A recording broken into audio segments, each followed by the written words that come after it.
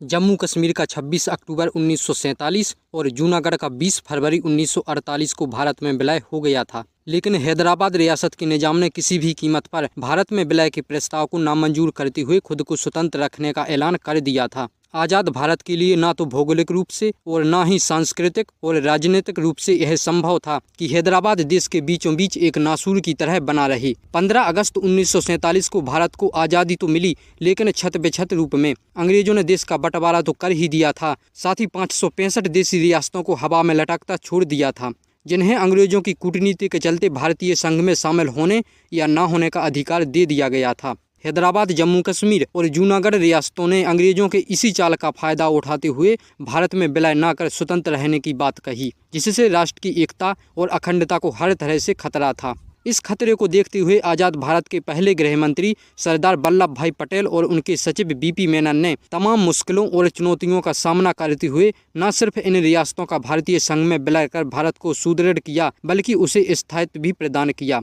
आज़ाद भारत के एकीकरण की इस प्रक्रिया में सबसे आखिर में हैदराबाद रियासत का विलय हुआ था, जो आज़ादी के 1 साल बाद काफ़ी संघर्ष के बाद संभव हुआ और तब जाकर कहीं आज के भारत का निर्माण हो पाया। तत्कालीन भारत की सबसे बड़ी रियासतों में से एक हैदराबाद के विलय की कहानी जितनी दिलचस्प है उतनी ही संघर्षपूर्ण है। आज के इस वीडियो में हम हैदराबाद रियासत के भारत में विलय की इस कहानी के बारे में विस्तार से चर्चा करने वाले हैं। तो आइए शुरुआत से ही शुरू करते हैं।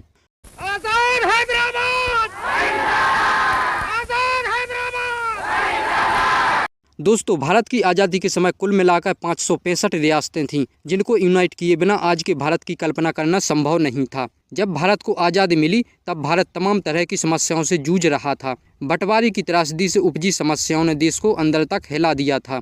विभाजन के कारण जहां एक तरफ देश में सांप्रदायिक दंगे भड़क रहे थे, तो वहीं दूसरी तरफ पाकिस्तान से आए रिफ्यूजी के लिए इंतजाम करना एक बड़ी चुनौती साबित हो रहा था। बता दें कि स्वतंत्रता के समय भारत के अंतर्गत 3 तरह के क्षेत्र आते थे। नंबर 1, ब्रिटिश भारत के क्षेत्र। यह वह क्षेत्र थे जहां पर ब्रिटिश का सीधा नियंत्रण था। फॉर एग्जाम्पल, जैसे बंगाल, मद्रास और बॉम्बे। यहाँ पर जब ब्रिटिश रूल करते थे तो सीधे करते थे। नंबर 2, देसी राज्य अर्थात प्रिंसली स्टेट्स। इन प्रिंसली स्टेट में ब्रिटिश का सीधा शासन नहीं था, बल्कि यहाँ पर ब्रिटिश लोकल प्रिंसेस की मदद से राज्य करते थे। हालांकि इन प्रिंसेस के पास ज्यादा पावर नहीं थी। 1857 की क्रांति के बाद जब ब्रिटिश सरकार ने भारत का शासन ईस्ट इंडिया कंपनी से लेकर अपने अधीन किया, तो अंग्रेजों ने देसी शासकों का अनेक्सेशन कर अपने में मिलाने के बजाय संधि के जरिए उनके साथ सुरक्षा और सहयोग की गारंटी के बदले उनकी पैरामोन्टेंसी ब्रिटिश ताज में निहित करना शुरू कर दिया था। इस संधि के तहत सुरक्षा, विदेशी मामले और संचार जैसे कुछ विषयों को अपने हाथ में लेकर ब्रिटिश सरकार ने बाकी सारे अधिकारों समेत अपने राज्य में शासन का अधिकार इन देशी शासकों को दे दिया था। उस समय देशी रियासतें लगभग 48% भारतीय क्षेत्र एवं 28% जनसंख्या को कवर करती थीं। नंबर 3 में आते थे फ्रांस और पुर्तगाल के औपनिवेशिक क्षेत्र।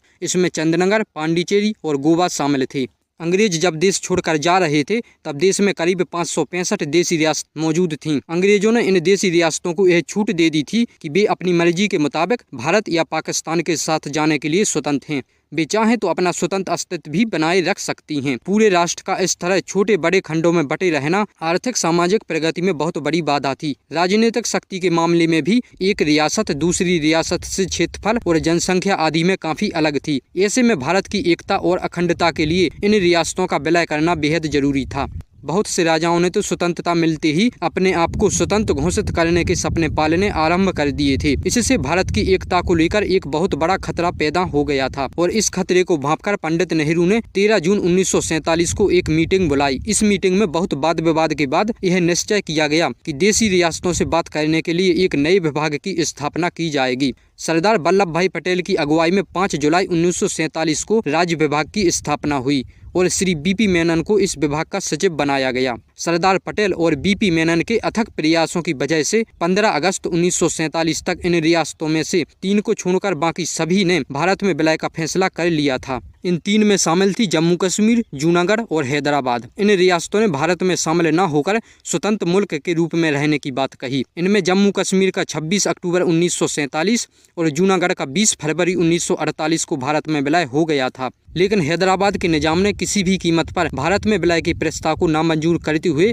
खुद को स्वतंत्र रहने का ऐलान कर दिया था। आज़ाद भारत के लिए न तो भौगोलिक रूप से न ही सांस्कृतिक और राजनीतिक रूप से यह संभव था कि हैदराबाद देश के बीचों बीच एक नासूर की तरह बना रहे। आज़ादी के समय हैदराबाद रियासत भारत की सबसे बड़ी रियासतों में से एक थी, जो 82,000 वर्ग मील से भी ज्यादा क्षेत्र में फैली हुई थी और इसका क्षेत्रफल इंग्लैंड और स्कॉटलैंड के क्षेत्रफल से भी ज्यादा था। हैदराबाद रियासत में आज का मराठावाड़, कर्नाटक के कई इलाके और पूरा तेलंगाना शामिल था। राज्य की कुल आबादी में करीब 85% हिंदू थे, पर सेना और शासन में मुसलमानों का दबदबा था। चारों तरफ से जमीन से घिरी यह रियासत आबादी और कुल राष्ट्रीय उत्पादन के लिहाज से भारत का सबसे बड़ा राजघराना था, जो खाद्य, कॉटन, तिलहन, कोयला और सीमेंट उत्पादन में आत्मनिर्भर था। गुलामी के दिनों में भी हैदराबाद रियासत की अपनी सेना, airline, telecommunication system, railway network, postal system, currency और रेडियो ब्रॉडकास्टिंग सर्विस थी। यदि हैदराबाद रियासत के थोड़े इतिहास के बारे में झांकने की कोशिश करें तो मोतियों के शहर के नाम से मशहूर हैदराबाद की स्थापना 1591 ईस्वी में कुतुब शाही वंश के 5वें शासक मोहम्मद कुली कुतुब शाह ने की थी। लेकिन हैदराबाद में निजाम शाही की शुरुआत 1724 ईस्वी में तब हुई जब दक्कन का मुगल सूबेदार कमर उद्दीन सिद्दीकी ने मुगल सल्तनत से विद्रोह कर खुद को आजाद घोषित कर दिया और आसफ जाह के खिताब के साथ हैदराबाद पर अधिकार कर एक स्वतंत्र राज्य की स्थापना की। दरअसल औरंगजेब के निधन के बाद मुगल शासक मोहम्मद शाह ने मीर कमर उद्दीन सिद्दीकी को 1713 ईस्वी में निजाम उल मुल्क के खिताब के साथ दक्कन का सूबेदार नियुक्त किया था, लेकिन वह विद्रोह कर 1724 ईस्वी में हैदराबाद का सुल्तान बन बैठा। बाद में आसफ जाह के उत्तराधिकारियों ने हैदराबाद स्टेट पर राज किया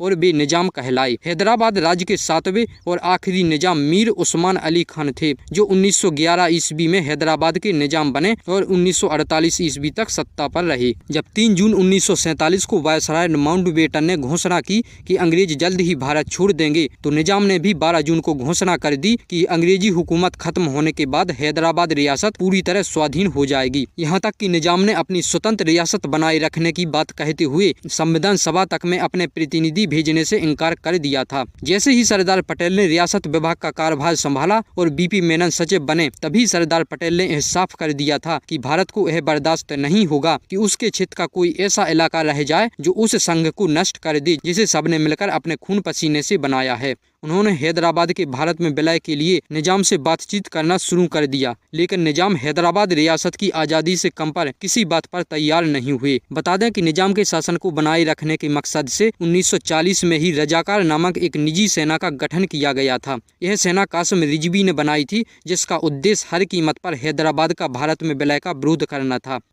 आज़ादी के बाद भी हैदराबाद रियासत की भारत में विलय पर कोई बात नहीं बन पाई। हैदराबाद के लोग अभी भी निजाम और रजाकारों की सत्ता में जीवन जी रहे थे। उनके अंदर भारत से जुड़ने की उम्मीद तो थी, लेकिन रजाकारों का डर भी था। भारत सरकार बातचीत के जरिए निजाम उस्मान अली को मनाने की बहुत बार कोशिश कर चुकी थी। तब लॉर्ड माउंटबेटन के कहने पर भारत सरकार और निजाम के बीच एक स्टैंड स्टिल एग्रीमेंट हुआ। इस समझौते के तहत भारत सरकार और हैदराबाद रियासत को एक दूसरे के यहाँ अपने अपने एजेंट नियुक्त करने थे, लेकिन निजाम उस्मान अली खान ने जल्द ही इस संधि का उल्लंघन करना शुरू कर दिया और बिना भारत को बताए पाकिस्तान को करोड़ों रुपए का ऋण दे दिया। निजाम ने बिना भारत को सूचित किए पाकिस्तान में अपना एक जनसंपर्क अधिकारी भी नियुक्त कर दिया। इस बीच हैदराबाद की समस्या दिन ब दिन बढ़ती ही जा रही थी। पाकिस्तान से चोरी छिपे हथियार मंगाए जा रहे थे, रजाकारों के जरिए सीमाओं पर गड़बड़ी पैदा की जा रही थी और रेलगाड़ियों को लूटा जा रहा था। रजाकारों ने बहुसंख्यक हिंदुओं पर जमकर अत्याचार किए। लोग डरकर हैदराबाद और आसपास के इलाकों को छोड़कर भागने पर मजबूर हो गए। हालात बद से बदतर होते जा रहे थे। तब सरदार पटेल ने कहा कि हैदराबाद को भारत में मिलाने के लिए कार्यवाही करना जरूरी हो गया है, लेकिन पंडित नेहरू ने इस बैठक में कहा कि अंतर्राष्ट्रीय समुदाय इसे आक्रमण मानेगा। कश्मीर के मामले में हम पहले से ही उलझन में हैं। देश के मुसलमान निजाम के विरुद्ध उठाए गए इस कदम से नाराज होकर अशांति फैला देंगे। तब सरदार पटेल ने जवाब देते हुए कहा कि यदि इस समय हम यह कदम नहीं उठाएंगे तो हैदराबाद में हिंदू आबादी के लिए खतरा पैदा हो जाएगा। इतना ही नहीं, हैदराबाद को पाकिस्तान का साथ है और दुनिया के मुस्लिम देश भी पाकिस्तान का ही समर्थन करेंगे। इस परिस्थिति में यदि अपने पेट का यह फोड़ा निकालकर हम नहीं फेंक देंगे तो स्वयं अपनी कब्र खोदने का काम करेंगे।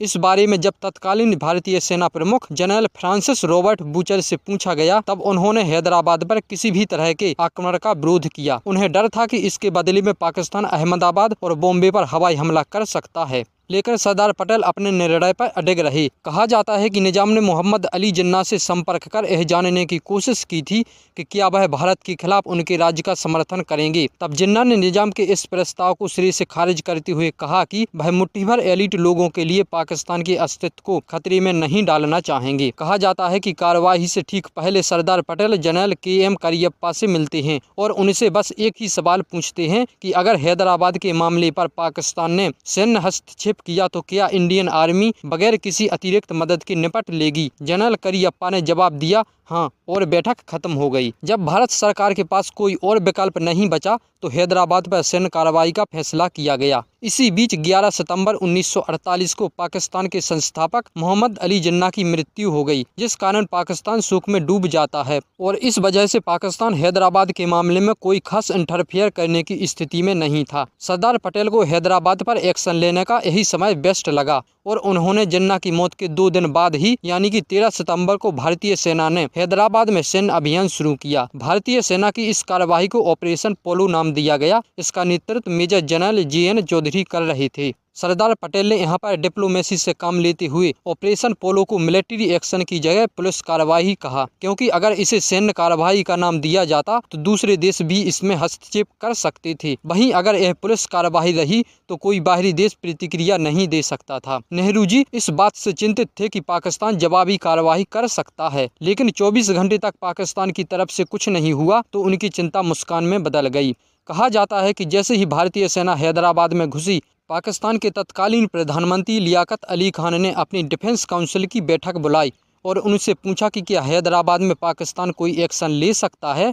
तब बैठक में मौजूद मिलिट्री ऑफिसर्स ने कहा नहीं। उनका मानना था कि अभी पाकिस्तान भारत से लड़ने की स्थिति में नहीं है, जिस कारण चाहकर भी पाकिस्तान हैदराबाद के मैटर में कुछ भी हस्तक्षेप नहीं कर पाया। भारतीय सेना को पहले और दूसरे दिन कुछ परेशानी हुई, फिर विरोधी सेना ने हार मान ली। 5 दिन तक चले इस ऑपरेशन के बाद 17 सितंबर की शाम 4 बजे हैदराबाद रियासत के सेना प्रमुख ने अपने सैनिकों के साथ भारतीय मेजर जनरल JN चौधरी के समक्ष आत्मसमर्पण कर दिया। इसके बाद हैदराबाद रियासत के भारतीय संघ में विलय का शंखनाद हुआ और इस प्रकार हैदराबाद भारत का अभिन्न अंग बन गया।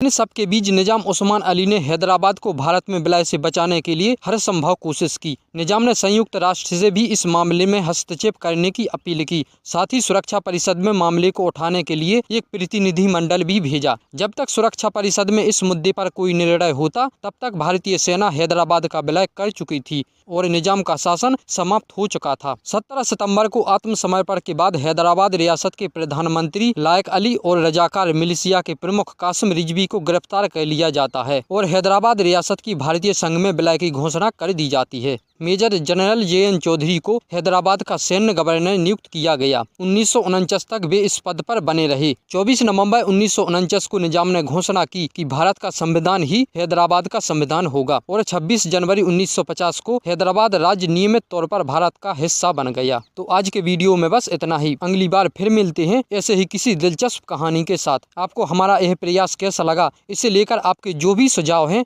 हमें कमेंट करके जरूर बताएं। हमें आपकी प्रतिक्रिया का इंतजार रहेगा। तब तक के लिए जय हिंद।